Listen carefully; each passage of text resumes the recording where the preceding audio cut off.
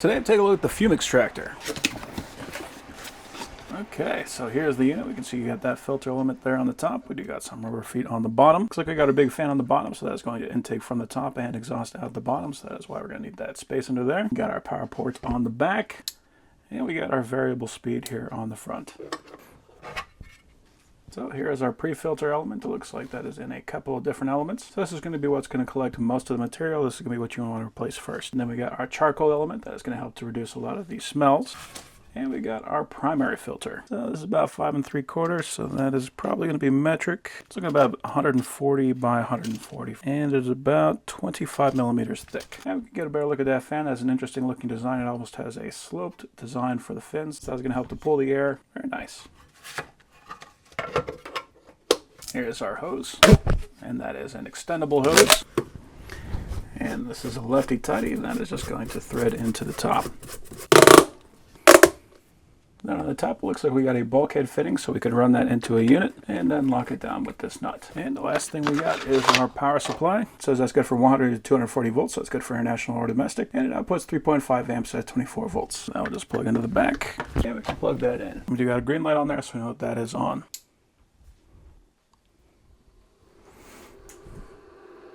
Okay, so it is nice and quiet. Currently we're at the minimum speed. Now we're about halfway up.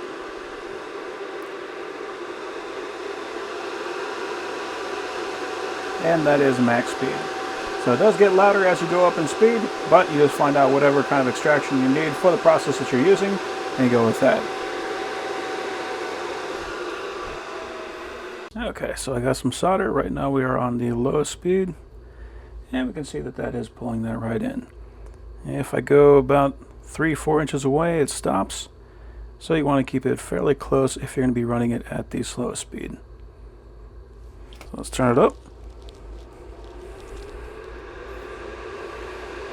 Okay, so we got definitely more extraction there.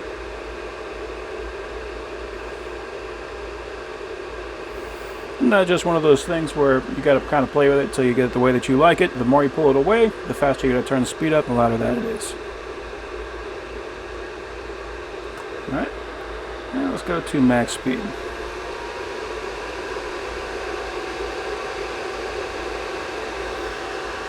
And that is pulling all of that smoke, no problem. So right about 6 inches away is a little too far. So as long as you stay within about 5 inches, that's going to collect all that smoke. So it is a little loud at the max speed. At the low speed, it is definitely fairly quiet. If I'm going to be running with this thing, I'll probably run it about halfway and just try to keep somewhat close to it, just so it's most comfortable for me. But if you're concerned about bringing in that smoke, you don't want to smell it, this is going to be an excellent little fume extractor to help you out with that.